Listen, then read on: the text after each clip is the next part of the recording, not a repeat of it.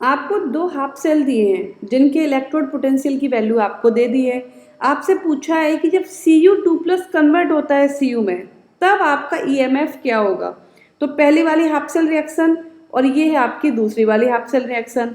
अगर आप इन दोनों को ऐड कर दें तो ऐड करने के बाद आपको वही रिएक्शन मिल जाएगा जो एग्जैक्टली आपको चाहिए। आपको क्या चाहिए, Cu2+ रिड्यूस्ड हो रहा है Cu में, राइट। अब क्या हुआ, आपने तो रिएक्शन को ऐड कर दिया, आपने 1+2 किया, तो क्या आप इनके EMF को भी ऐड कर सकते हैं। देखिए इसमें n बराबर 1 है, इसमें भी n बराबर 1 है, तो क्या आप EMF को ऐड कर सकते हैं। अगर आप ऐड कर देंगे तो आपका जो रिएक्शन निकलेगा वो निकलेगा 0.65 वोल्ट। तो आपका आंसर होना चाहिए C, पर आपका आंसर C नहीं है।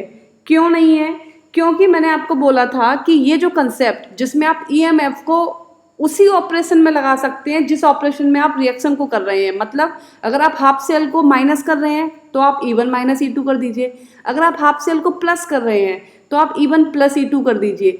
लेकिन वो तभी आप कर सकते हैं जब दोनों हाफ सेल में और फाइनल रिएक्शन में n की वैल्यू सेम होनी चाहिए।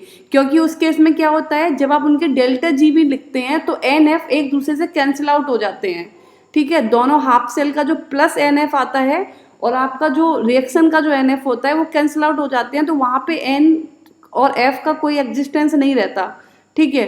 बट इस केस में क्या है, इस केस में आपका हाफ सेल में तो N की वैल्यू सेम है, बट आपसे जो पूछा है रिएक्शन उसमें N की वैल्यू 2 है, तो इसमें आप डायरेक्ट E1 प्लस E2 नहीं कर सकते, आपका क्वेश्चन गलत हो जाएगा।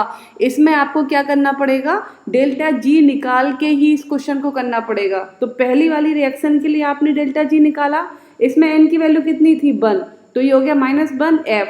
E की वैल्यू कितनी थी 0.15, ये हो गया पहले के लिए। दूसरे के लिए N की वैल्यू कितनी थी 1, तो -1 F, E की वैल्यू 0.5, ये हो गया। तो पहले के लिए डेल्टा G1, दूसरे के लिए डेल्टा G2, ओके। अब आपको क्या कर रहे हैं, आप रिएक्शन को ऐड कर रहे हैं। आपका जो गिब्स एनर्जी है वो आपका एक्सटेंसिव प्रॉपर्टी है, तो आप इसे भी इजिली ऐड कर देंगे। तो जब आप ऐड करेंगे तो आपको क्या मिलेगा, रिएक्शन का मिलेगा। रिएक्शन का मिलेगा, ये है आपका रिएक्शन का, right. This is for reaction जो आपने सम किया है। अब ये तो रिएक्शन का मिला है, दोनों रिएक्शन को सम करके।